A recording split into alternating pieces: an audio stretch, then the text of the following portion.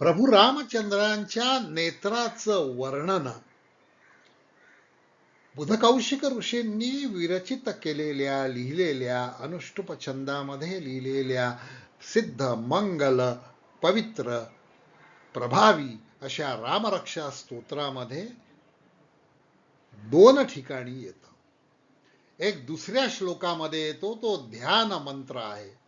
ध्यात्वा नीलोत्पलश्यामं रामं राजीवलोचनं जानकी लक्ष्मणोपेतं जटामुकुटमंडितं. या दुसऱ्या श्लोकामध्ये श्री प्रभू रामचंद्रांचा लोचन म्हणजे नेत्र म्हणजे नयन म्हणजे डोळे यांचं वर्णन राजीव या विशेषणाने केलेलं आहे. राजीव म्हणजे नीलकमल, जे पावित्र्याचं मांगल्याचं शांततेचं प्रतीक आहे. 32वा श्लोक रामरक्षा स्तोत्रामधला आहे, ज्या ठिकाणी भक्त रामचंद्रांना शरण जातो आहे.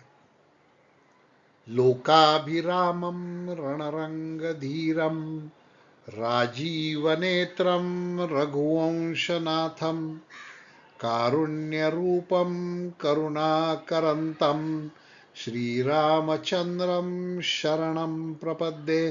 त्या श्रीरामचंद्रांना मी शरण जातो. कशा आहेत प्रभू रामचंद्र? लोकाभिराम, लोकाभिमुख ज्यांचा व्यवहार आहे असे. दुसरं वैशिष्ट्य रणरंग धीरम, रणामध्ये धीर गंभीर असणारे आहेत. कशा आहेत प्रभू रामचंद्र? रघुवंशाचे नाथ आहेत. रघुकुल रीती सदा चली आई, प्राण जाय पर वचन न जाय. कशा आहेत प्रभू रामचंद्र? कारुण्य स्वरूप आहे, करुणाकर आहे.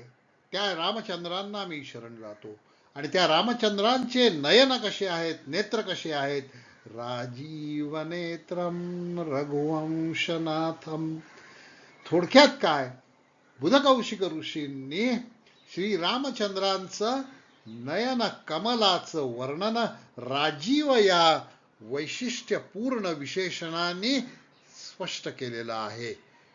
राजीव म्हणजे नीलकमल, धीर गंभीर पावित्र्याचं कमल. त्या रामचंद्रांना आपण शरण जाऊया.